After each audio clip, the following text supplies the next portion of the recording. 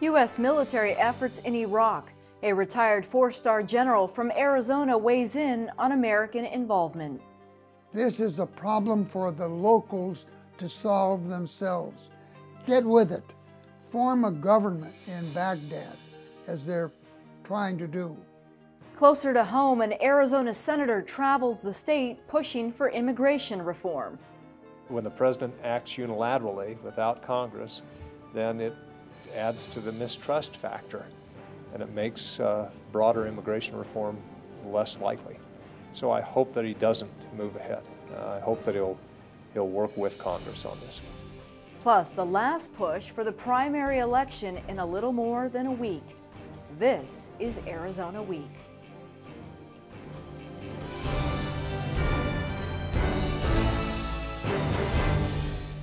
Airstrikes and humanitarian aid in Iraq on behalf of the U.S. government. The situation in the Middle East, both political and religious.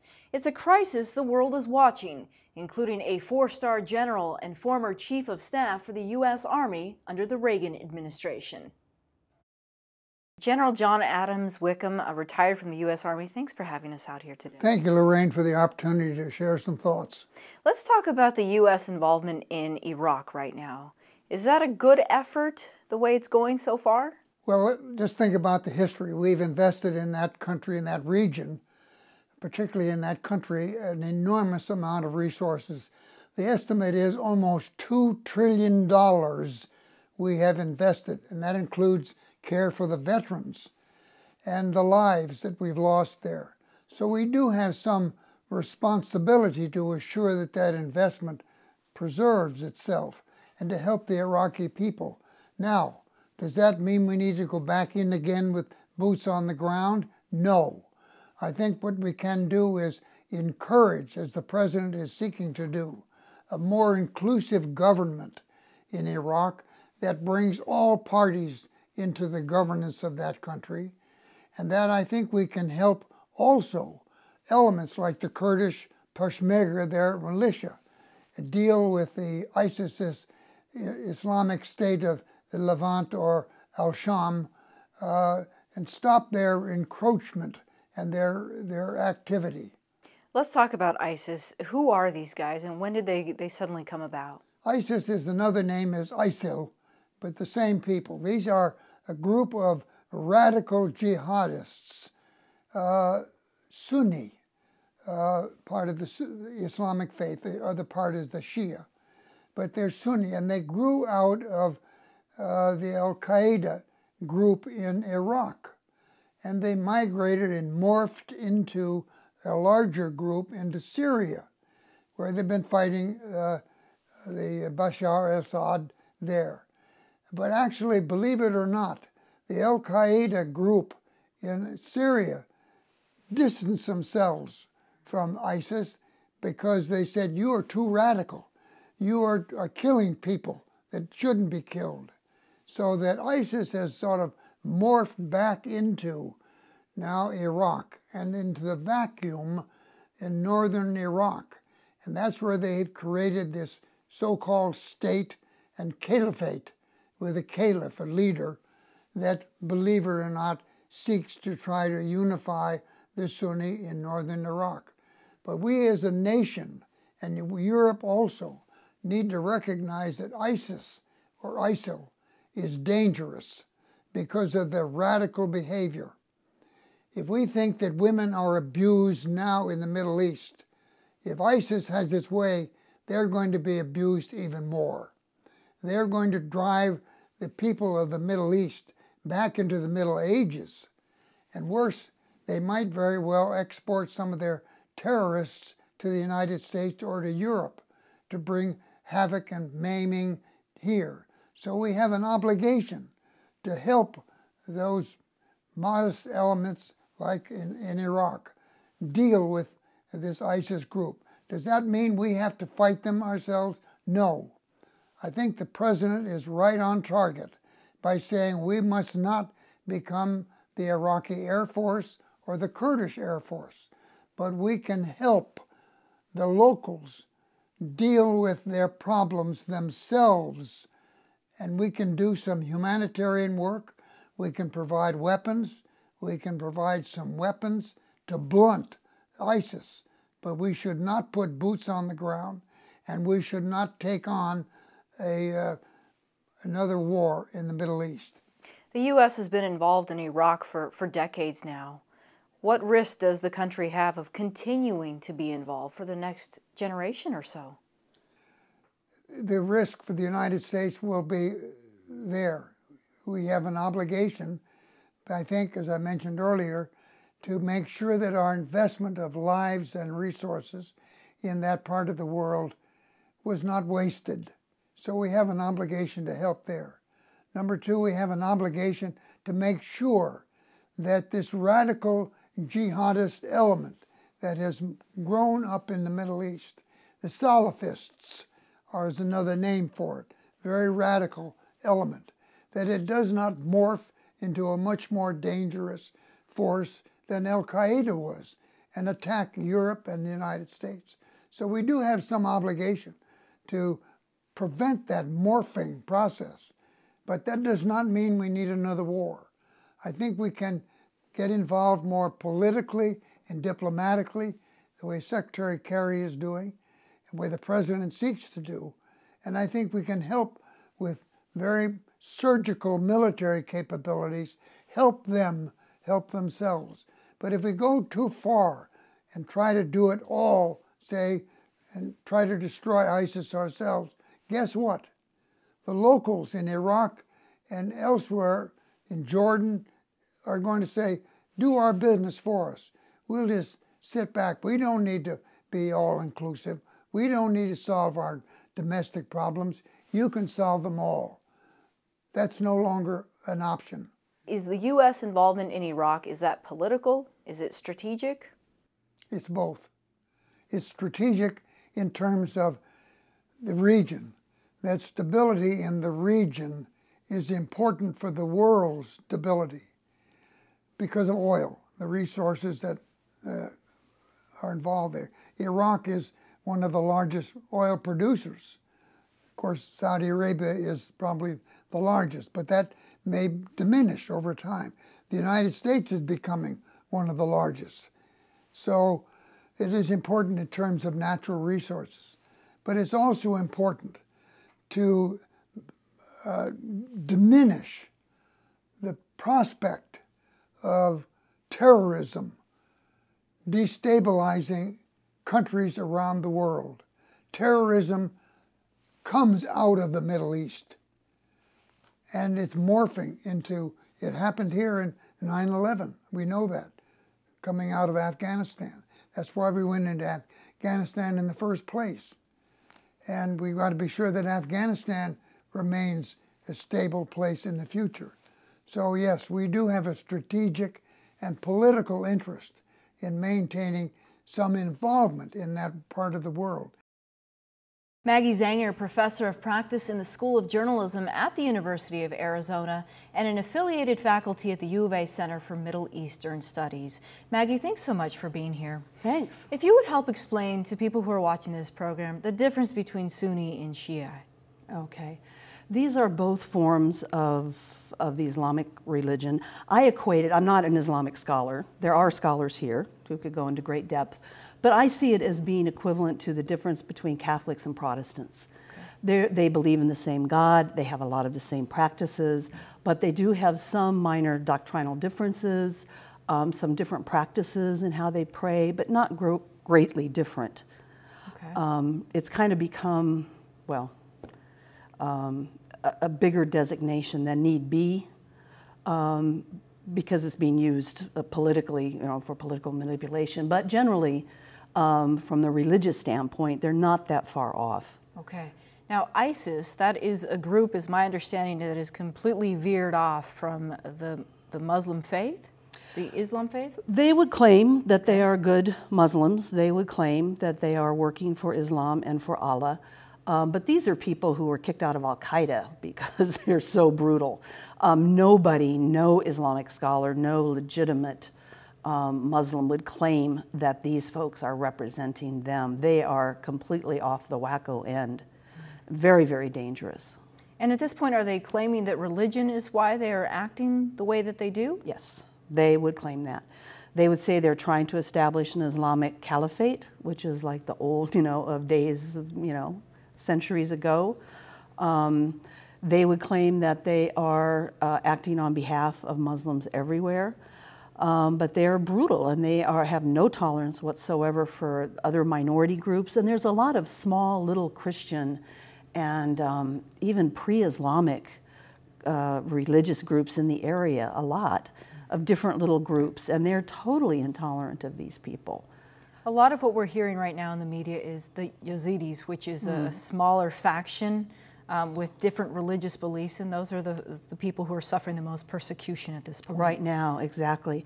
The Yazidis are kind of they're one of these groups that are kind of a fusion between Islam and Christianity.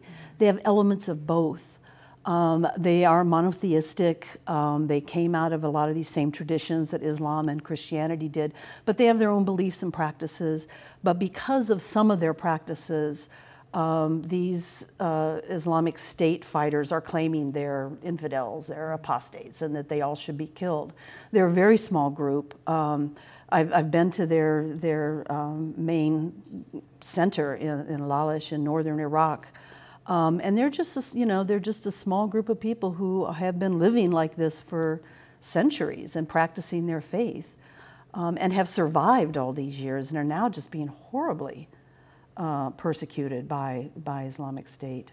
You just returned from the Middle East. What is the pulse over there? What are people feeling? What are they seeing at this point? Well, there's so much to grab one's attention in the Middle East right now. People are very much focused on Gaza, as they always are when Israel is bombing the hell out of Gaza.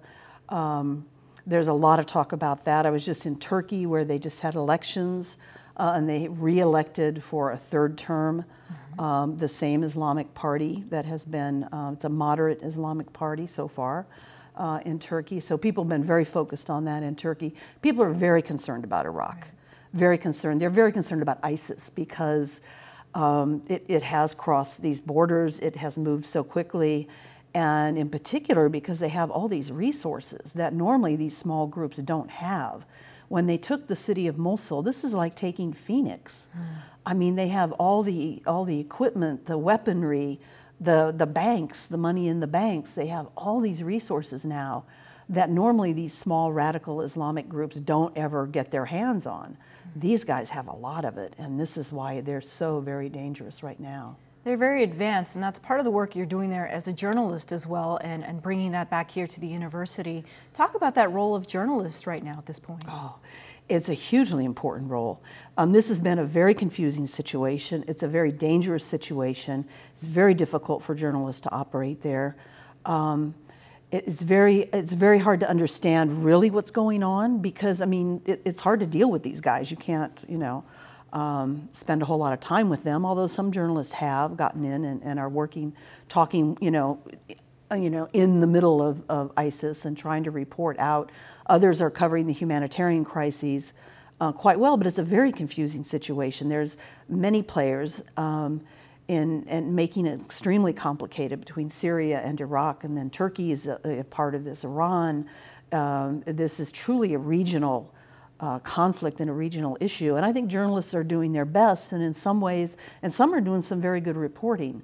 It's hard to get past the very superficial analysis because it's hard to get accurate reporting. Even getting accurate numbers on refugees has been very difficult.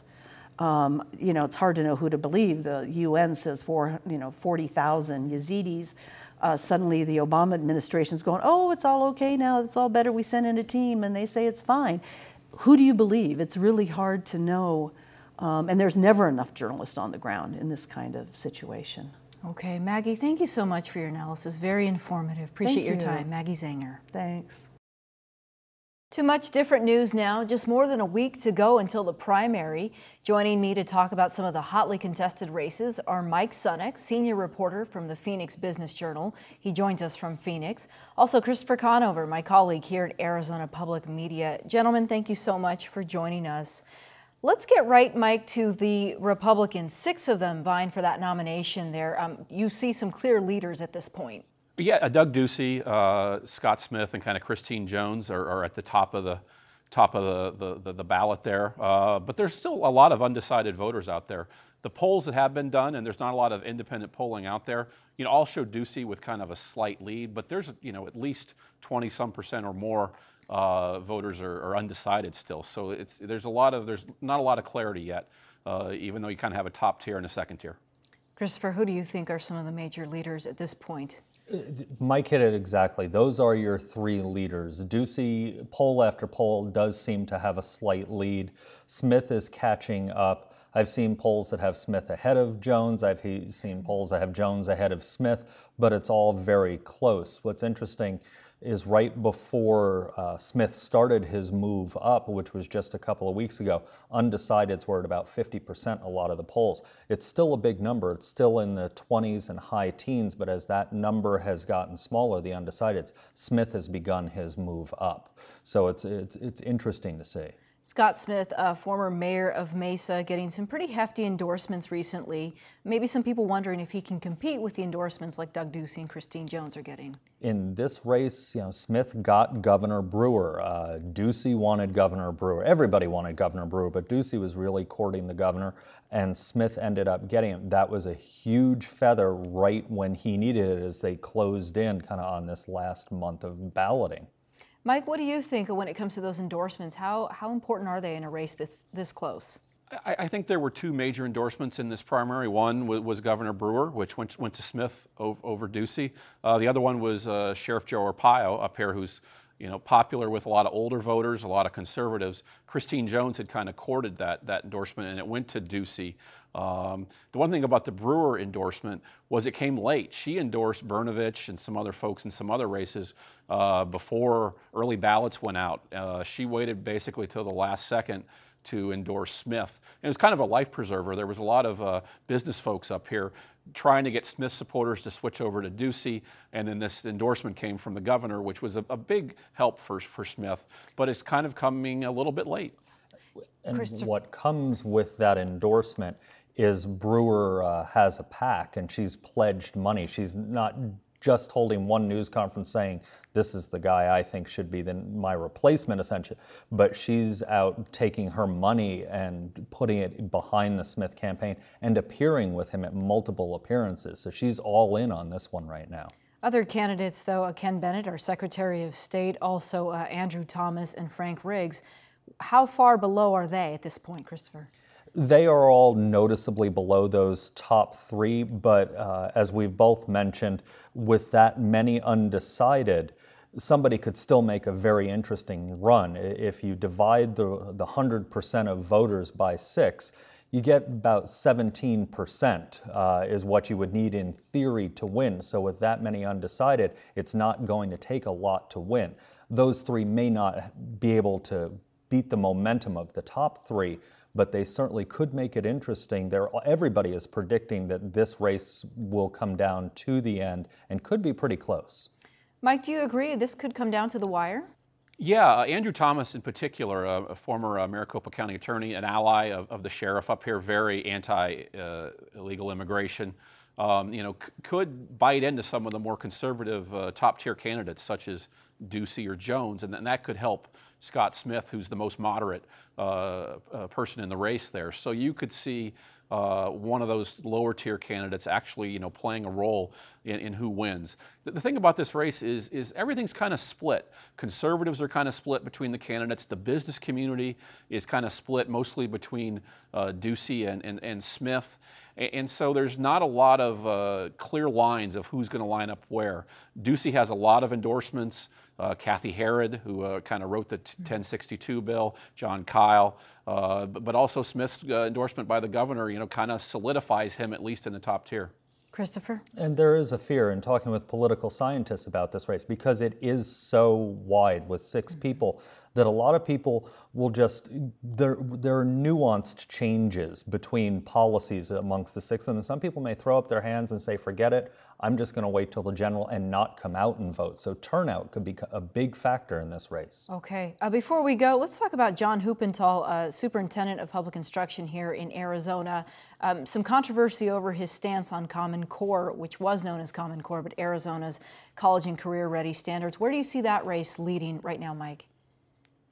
You know, Huppenthal got in big trouble for those kind of strange anonymous blog posts, and now he's even in more trouble, like with primary voters, for this Common Core thing he's doing, kind of going back and forth. For a long time, he was seen as a strong Common Core supporter. The business folks liked him, the moderates liked him, but Common Core is very unpopular with conservative primary voters. And all of a sudden, at a recent forum, Huppenthal said he never supported Common Core, which kind of sent everybody for a loop. And then earlier this week, he sends out a press release, a video press release, trying to clarify that he's always liked some things about Common Core, doesn't like some things about other. I think he's really kind of in trouble both in the primary and the general election, both around those blog posts and now Common Core, where you can't really say where he stands. Okay, Christopher, where do you see him? What's interesting about that video press release is he made those comments on the campaign trail, yet the video press release came out of the superintendent's office. So it's an interesting blur, if you will. Was this a candidate statement or was this an official statement? He would tell you it's an official statement. He released it to the teachers of the state as the new school year is getting underway around Arizona. But we could be stepping into some muddy waters, especially so close to voting time here. It could be some muddy waters. We've seen Tom Horn have some muddy water issues about this. We're still in a couple of investigations about that. Okay, sounds good. Christopher Conover from Arizona Public Media and Mike Sunix from the Phoenix Business Journal. Thank you so much for your analysis, gentlemen. I will have plenty to look forward to here in the coming weeks. At the federal level, Congress is in recess, and Arizona Senator Jeff Flake touring parts of Arizona talking about immigration reform. He made a stop in Tucson on Tuesday.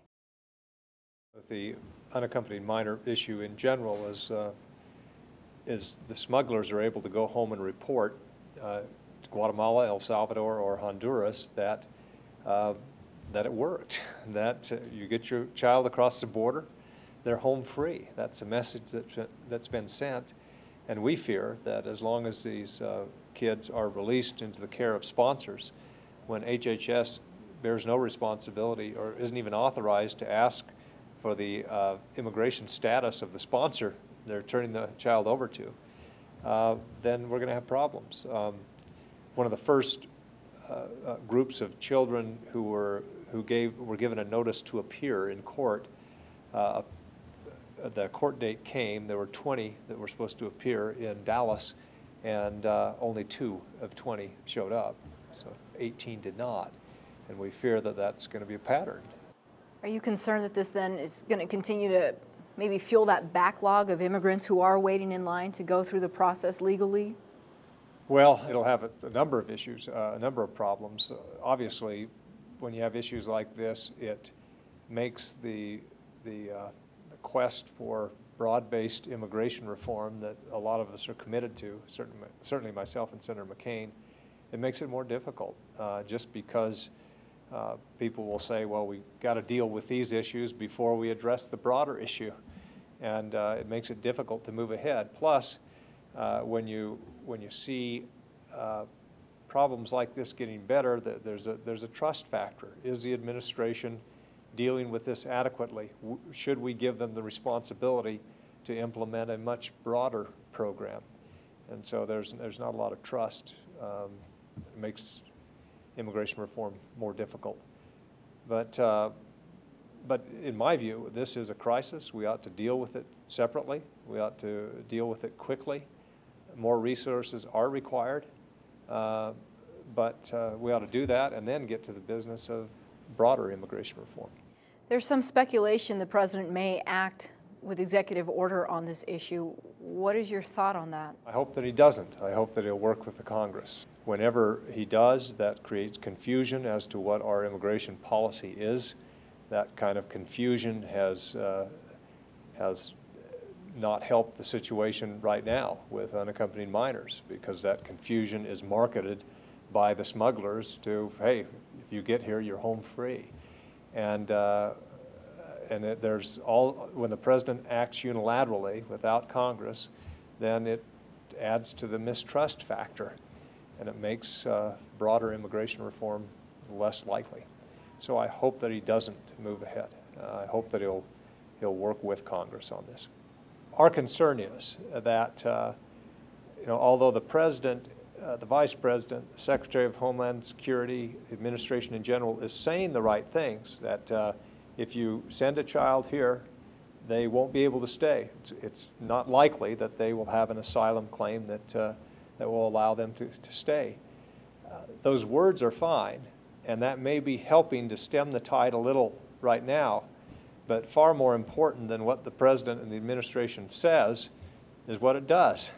And if it continues to place these kids with sponsors and expects them to show up in court, 8 months or a year or longer from now, then the message goes right back that this works and the smugglers continue to do what they're doing. The Buzz now, thanks to my colleague Christopher Conover for joining me again. Christopher, Senator Flake coming back to talk about immigration reform. Any chances we'll see that anytime soon? When you and I talked with the senator this week, we asked him about that. And what he said was after this recess, this 5-week recess, they'll have 2.5, 3 weeks back in Washington before heading back out in the districts again. He's hopeful. He thinks it can be done, but he admits there's a lot of election year politics playing right now. So it's still a wild card to see if anything actually will happen. And then, of course, talk that the president may act, but he didn't think he would, or Senator Flake didn't think that would happen. Senator Flake told us that he really hopes that the president doesn't act. He thinks it would be confusing if the president begins issuing executive orders. The Republicans say he doesn't have a right to do it anyway. The Democrats and the president believe he does.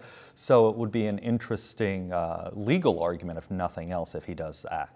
All right, let's move back to the politics surrounding the race for governor. Some fireworks late this week. Late this week, Doug Ducey, the front runner, if you will, in the polls for the Republican gubernatorial nomination, threatened to file a complaint against Governor Brewer. She's come out and supported Scott Smith and has said that her independent expenditure committee will be spending money on behalf of Scott Smith. Ducey said that's coordinating because she has talked with Smith and that's a violation. The governor responded, she kind of scoffed at it and said, well, maybe he's forgotten the 2 conversations we had when Ducey was trying to get my support. Okay, just maybe about 10 days or so to go now. It's really heating up. We'll look forward to your reports in the coming week or so. Christopher Conover, thank you for your analysis. And that's our program. For all of us here at Arizona Public Media, I'm Lorriane Rivera. Thank you for joining us.